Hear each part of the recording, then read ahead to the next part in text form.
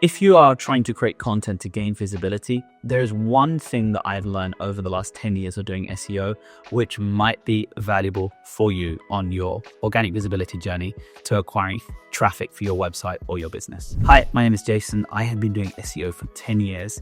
And if you are interested in staying in this video, I'm going to share with you one key fundamental to understanding how search engines rank content and what you should be doing if you want to create visibility for your website or your business. In the description below, I have some links to some resources, some workshops, some webinars. If you're interested in any of these free SEO trainings, just click the link and check it out. The one fundamental that I've picked up over the years, and I've tried this on both B2B and B2C websites, is that Google and search engines, and especially AI interfaces now, chatbots, don't reward one-off successes in content. What does this mean? So if you have a website and you're creating content to drive traffic, just because one page does well, it doesn't mean you're going to have a repeat success. Now, the reason being is people often have one page that does well, and then they kind of just skirt around the SEO problem and just kind of continue on their business journey and kind of let the SEO kind of do its own thing.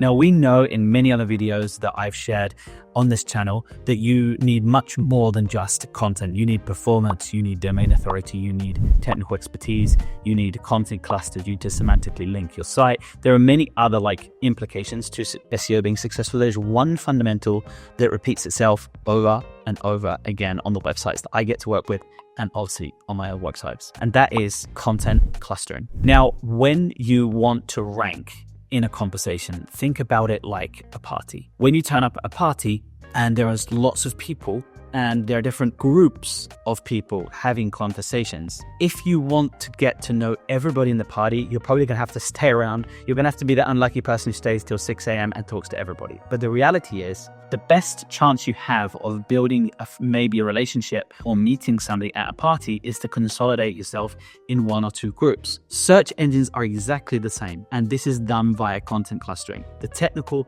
terminology of this is semantically linked or content clusters. And what this really means is that you create a conversation with the users via your content and through the search engines. And what you are trying to do is achieve hierarchy or authority in that topic. And why businesses succeed at this is because they break down all of the sub-conversations or the subcategories in a topic using pillar pages or sub-pillar pages to the point that they've created a whole architecture of content in one topic. Now, only when they've achieved that one topic, they start to see progress. Businesses often cherry pick at the top saying, hey, I'm just going to create this one piece of content because it has low keyword difficulty and it has good volume. I'm going to create that content and it's going to rank.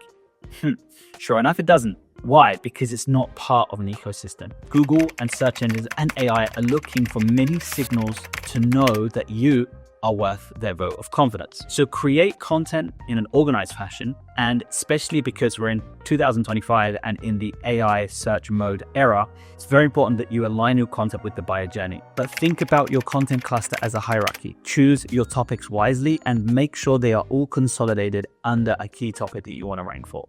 Don't try to focus on many different topics and many different conversations, because if you're in the party and you want to meet somebody, you kind of need to stay probably in a group and start building a conversation with the people in the group. And exactly the same with search engines.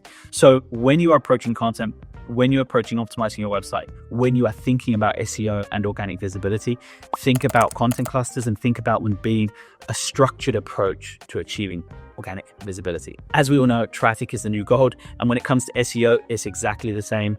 SEO equals traffic, traffic equals opportunity, opportunity hopefully equals pipeline and revenue for your business. So if you want to create consistent, scalable, and good volume of organic clicks to your website every single month, consider clustering your content and making sure that you have a consolidated authority in a topic before you start branching out and creating more pieces of content on different topics that don't exactly relate with your core business, your offering, or the market or industry that you are in. And then lastly, as a bonus or as a takeaway, organic content shouldn't be created in a silo. It needs to be connected to everything else you are doing in your business, whether it is your outreach initiatives, whether it is an account-based marketing strategy, whether it is conversations or case studies, whether it is topics that the industry is wanting to hear about.